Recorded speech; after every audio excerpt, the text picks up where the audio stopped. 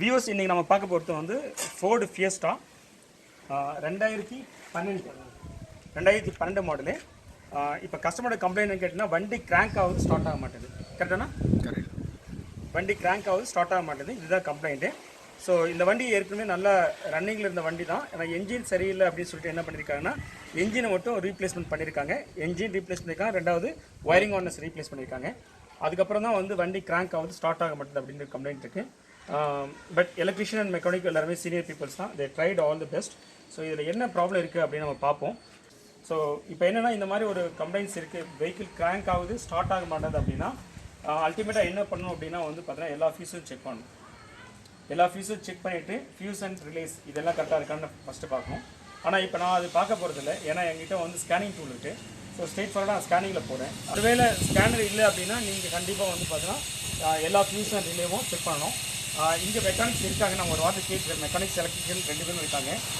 Sir fuse and relay check பண்ணிங்களா? ஃபுல்லாக check பண்ணி எல்லாம் செக் பண்ணி எல்லாம் செக். ஸோ ஃபியூஸ் அண்ட் ரிலேஸ் எல்லாமே அவங்க செக் பண்ணிட்டுருக்காங்க தரவா. அப்படி இருந்துமே வண்டி வந்து கிராங்க் ஆகுது, ஸ்டார்ட் ஆகல. ஏற்கனவே வந்து பார்த்தீங்கன்னா ஒரு ஸ்கேனர் வந்து டயக்னோஸ் பண்ணியிருக்காரு, பண்ணிவிட்டு ஒயரிங் ப்ராப்ளம் சொல்லியிருக்காரு சார். ஸோ ஒயரிங் ப்ராப்ளம்ஸ் சொல்லியிருக்காரு. ஆனால் ஒயரிங் கிட்ட மாற்றிட்டு இருக்காங்க. இந்த சப்ஜெக்ட் என்ன கேட்டிங்கன்னா ஸ்கேனர் வந்து பார்த்தீங்கன்னா இதை பார்த்துட்டு ஒயரிங் தான் ப்ராப்ளம் சொல்கிறதுல வந்து பார்த்தீங்கன்னா அவ்வளோ சென்ஸ் இல்லை. ஏன்னா ஸ்கேனர் வந்து பார்த்தீங்கன்னா ஐடென்டிஃபை எக்ஸாக்டாக எந்த ஒயரிங்கில் ப்ராப்ளம் இருக்குங்கிறது ட்ரபிள் ஷூட் பண்ணணும். ஏன்னா ஸ்கேனிங் டூல் வச்சுட்டு அப்படி பண்ணுறது ஈஸி. இப்போ ஜென்ரலாக வந்து ஒயரிங்கில் ப்ராப்ளம் இருக்கும் அப்படின்னா ஒரு ஆட்டோ எலக்ட்ரிஷியனால் வந்து பார்த்தீங்கன்னா எந்த ஒயரில் போய் சரி பண்ண முடியும்.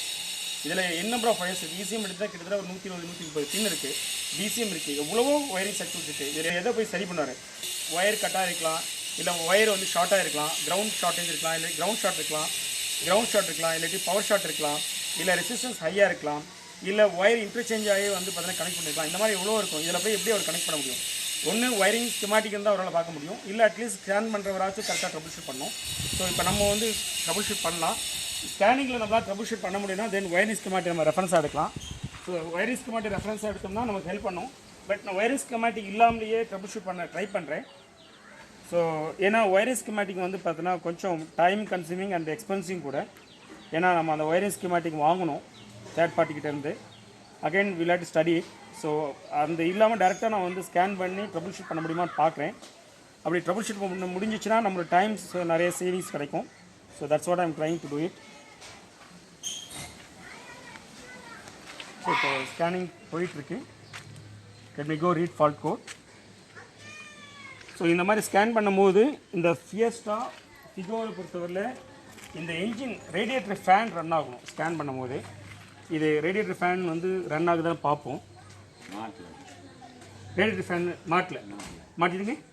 ஸோ இப்போ ரேடியேட்டர் ஃபேன் வந்து நம்ம ஸ்கேன் பண்ணும்போது ரேடியேட்டர் ஃபேன் சுற்றலை. இப்போ கேட்டால் மெக்கானிக் வந்து பார்த்தீங்கன்னா இந்த கப்ளர் கனெக்ட் பண்ணணும்னு சொல்கிறாரு. கனெக்ட் பண்ணுங்க சார். ஏதாவது டிஃபிகல்ட் இருக்கா, ஏதாவது சேலஞ்ச் இருக்கா, ஏதாவது நார்மல் போடுங்க. எனக்கு இது எல்லாமே ட்ரபிள் ஷூட் பண்ணணும். இது இப்போ ரேடியேட்டர் ஃபேன் சுற்றணும் நான் ஸ்கேன் பண்ணால் இருக்காதா? ஓகே.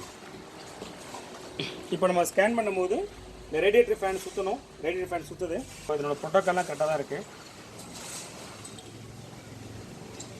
வேறு என்னென்னலாம் எரர் கூடி இருக்குது அப்படின்னு பார்த்தோன்னா glow plug control circuit error இருக்குது. க்ளோ பிளக் கனெக்ட் பண்ணல, ஸோ அதனால் வந்து எரர் காட்டுது. ஓகே. எம்இஎஃப் சென்சர் கனெக்ட் பண்ணல, அதனால் எரர் காட்டுது.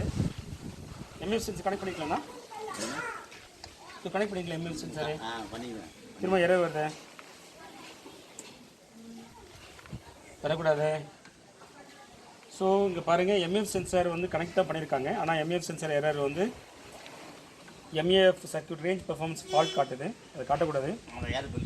EGR gas series EGR valve position control circuit error காட்டுது. இவ்வளோ எரர்ஸ் இருக்குது. 2 விதமான எரர்ஸ் இருக்குது. ஒன்று கப்ளரே கனெக்ட் பண்ணாததுனால வரக்கூடிய எரர்ஸு, சிலது கப்ளர் கனெக்ட் பண்ணிட்டும் எரர் வருது. இப்போ இவ்வளோ எரர்ஸ் நம்ம பார்க்கும்போது இது எதுவுமே வந்து பார்த்தீங்கன்னா என்ஜின் ஸ்டார்ட் ஆகிறது தடுக்கக்கூடிய எரர் கிடையாது. அதனுடைய பெர்ஃபார்மன்ஸ் அஃபெக்ட் பண்ணலாம். ஆனால் என்ஜின் கிராங்க் பண்ணால் வண்டி ஸ்டார்ட் ஆகணும். அது ஏன் ஸ்டார்ட் ஆகலை அப்படின்னு பார்ப்போம். சரியா? ஏன்னா அதுதான் இது வந்து பார்த்தீங்கன்னா நம்ம ஸ்கேனிங்கில் காட்டுது. ஒருவேளை ஏதாச்சும் ஷார்ட் இருந்துச்சுன்னா வண்டி ஸ்டார்ட் ஆகாது. ஒருவேளை ஷார்ட்லாம் இல்லைன்னா வண்டி ஸ்டார்ட் ஆகணும். சரியா? ஸோ இப்போது நான் என்ன அசம்ஸ் பண்ணிக்கிறேன், இப்போ இது எல்லாமே ஷார்ட் எதுவுமே இல்லை. சரியா? அப்படின்னா வண்டி ஏன் ஸ்டார்ட் ஆகலை அப்படிங்கிறத நம்ம டயக்னோஸ் பண்ணுவோம். Let's go on the start பண்ணோம்னா பண்ணுங்க. இந்த வண்டி நான் ஸ்டார்ட் பண்ணுறேன்.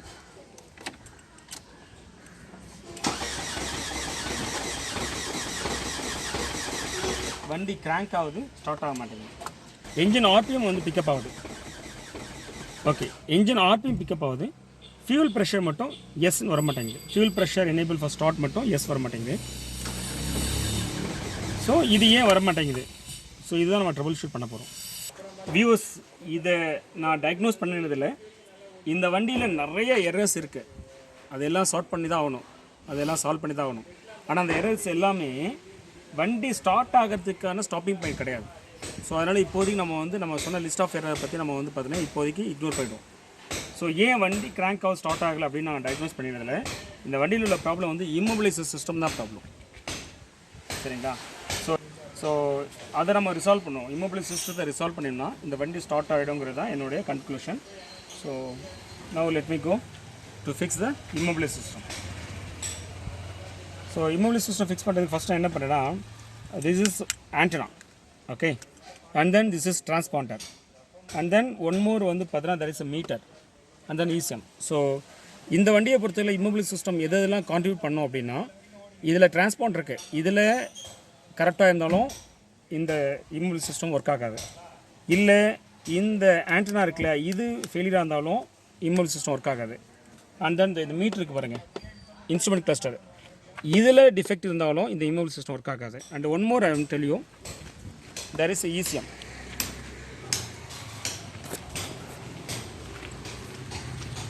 இந்த ECM இது டிஃபெக்டாக இருந்தாலும் இம்மொபிலைசர் சிஸ்டம் ஒர்க் ஆகாது. ஸோ இப்போ இதை தான் நம்ம வந்து கான்சென்ட்ரேட் பண்ண போகிறோம். நம்ம இனிமேல் வந்து பார்த்தீங்கன்னா எந்த சென்சாரும் ஆக்சுவேட்டர்ஸ் பற்றி நம்ம பார்க்க போகிறது இல்லை.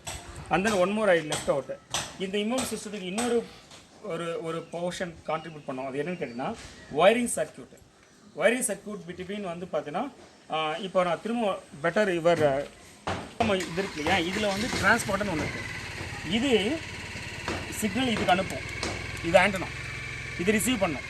ஆனால் இது ரெண்டுமே வந்து பார்த்தீங்கன்னா ரேடியோ ஃப்ரீக்வன்சி நடக்கிறதுனால உங்களுக்கு இதில் ஒயரிங் டிஸ்கனெக்டட் இல்லை ஒயரிங் இஷ்யூஸ் வராது. ஸோ இது கரெக்டாக தான் செக் பண்ணணும். இது ஆண்டனா. இப்போ இது ஆண்டனா ரிசீவ் பண்ணிடும், இதுலேருந்து ரிசீவ் பண்ணிவிட்டு இப்போ இந்த ஒயரிங் இருக்கு இல்லையா, இந்த ஒயரிங்கில் டிஸ்கனெக்டோ இல்லை இந்த ஒயரிங்கில் வந்து இன்பிட்வீன் ஏதாச்சும் வந்து ரஸ்ட் ஃபார்ம் ஆகிருந்தாலோ இல்லை சால்ட் ஃபார்ம் ஆகி ஹை ரெசிஸ்டன்ஸ் இருந்தாலோ இல்லை short to ground short to power இருந்தாலோ உங்களுக்கு என்ன ஆகும்னா உங்களுக்கு இந்த இம்மொபிலைசர் இஷ்யூ வரலாம். அதாவது இந்த ஒயர்ஸ் எல்லாமே some wire goes to instrument cluster, some wire goes to அந்த ECM நான் சொன்னாலே அது போகுது. ஸோ இதில் ப்ராப்ளம் இதெல்லாம் வரலாம். அண்ட் தென் ஒன் மோர், இந்த இன்ஸ்ட்ருமெண்ட் கிளஸ்டருக்கு சில ஒயரிங் இன் அண்ட் அவுட் இருக்குது. தென் ECMக்கு there are n number of pins in and out இருக்குது. இதுக்குள்ளே வந்து பார்த்தீங்கன்னா இன்டெகிரிட்டிஸ் இஷ்யூ இருந்தாலும் வெஹிக்கிள் கிராங்க் ஆகும், ஸ்டார்ட் ஆகாது. சரியா? ஸோ இப்போ நம்ம முழுக்க என்ன பண்ணோன்னா ஸ்கிமேட்டிக் எடுத்துகிட்டு இம்மொபிலைசர் சிஸ்டத்துக்கான ஸ்கிமேட்டிக்கை மட்டும் நம்ம ஸ்டடி பண்ணலாம். ஏன்னா இப்போது எவ்வளோ நிறைய ஒயர்ஸ் இருக்குது. இப்போ இந்த மீட் எடுத்திங்கன்னா அதில் வந்து பார்த்தீங்கன்னா ஒரு 25-30 ஒயரிங் பின் அவுட் இருக்குது. இப்போ இதில் வந்து பார்த்தீங்கன்னா உங்களுக்கு வந்து பார்த்தீங்கன்னா 2-4 ஒயரிங் பின் அவுட் இருக்குது. சரிங்களா? இப்போ ECM எடுத்தீங்க, ஏன்னா காஸ்ட் பண்ண முடியாது, ரொம்ப காம்ப்ளெக்ஸ்.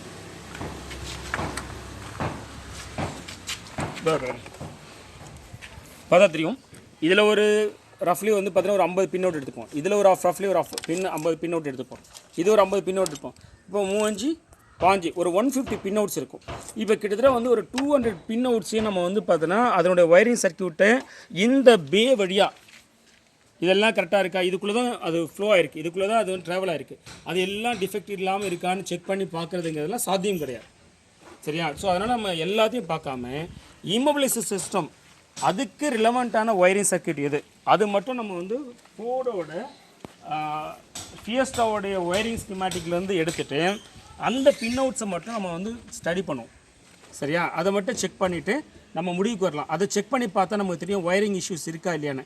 அது ஒயரிங் சர்க்யூட்டில் நல்லா தான் இருக்குது அப்படின்னா தென் இந்த டிரான்ஸ்பாண்டர் இதில் இல்லை சிப் இருக்கு இல்லையா, இது கரெக்டாக இருக்கா இல்லையான்னு செக் பண்ணி பார்க்கலாம். இது சிப் கரெக்டாக இல்லை அப்படின்னா நல்லா தான் இருக்குது அப்படின்னா இந்த ஆண்டனா ஃபங்க்ஷன் ஆகுதா இல்லையான்னு செக் பண்ணி பார்க்கலாம். சரிங்களா? இந்த ஆண்டனா நல்லா தான் ஃபங்க்ஷன் ஆகுது அப்படின்னா அதுக்கப்புறம் வந்து பார்த்தீங்கன்னா இந்த இன்ஸ்ட்ருமெண்ட் கிளஸ்டர் அது சரியாக ஃபங்க்ஷன் ஆகுதா இல்லையான்னு செக் பண்ணுறோம். தென் ECM கரெக்டாக இருக்கான்னு செக் பண்ணுவோம். இப்படி இதை பார்த்து நம்ம இப்படி தான் இதனுடைய ப்ரொசீஜர். இப்படி பார்த்தா நீங்கள் இந்த ப்ராப்ளத்தை ஃபிக்ஸ் பண்ண முடியும். But one thing is clear, இது வந்து இம்மொபிலைசர் சிஸ்டம் ப்ராப்ளத்தினால தான் வண்டி ஸ்டார்ட் ஆக முடியுது. ஆனால் இந்த இம்மொபிலைசர் சிஸ்டத்துக்கு எது கான்ட்ரிபியூட் பண்ணுது அப்படிங்கிறத இப்போ நம்ம வந்து பார்த்தீங்கன்னா அடுத்து கண்டுபிடிக்க வேண்டியது. ஸோ அதுக்கு ஃபஸ்ட்டு ஒயரிங் ஸ்கிமேட்டிக்கை பார்க்கலாம், இம்மொபிலைசர் சிஸ்டத்தை மட்டும் கான்ட்ரிபியூட் பண்ணக்கூடியது. தேங்க்ஸ்.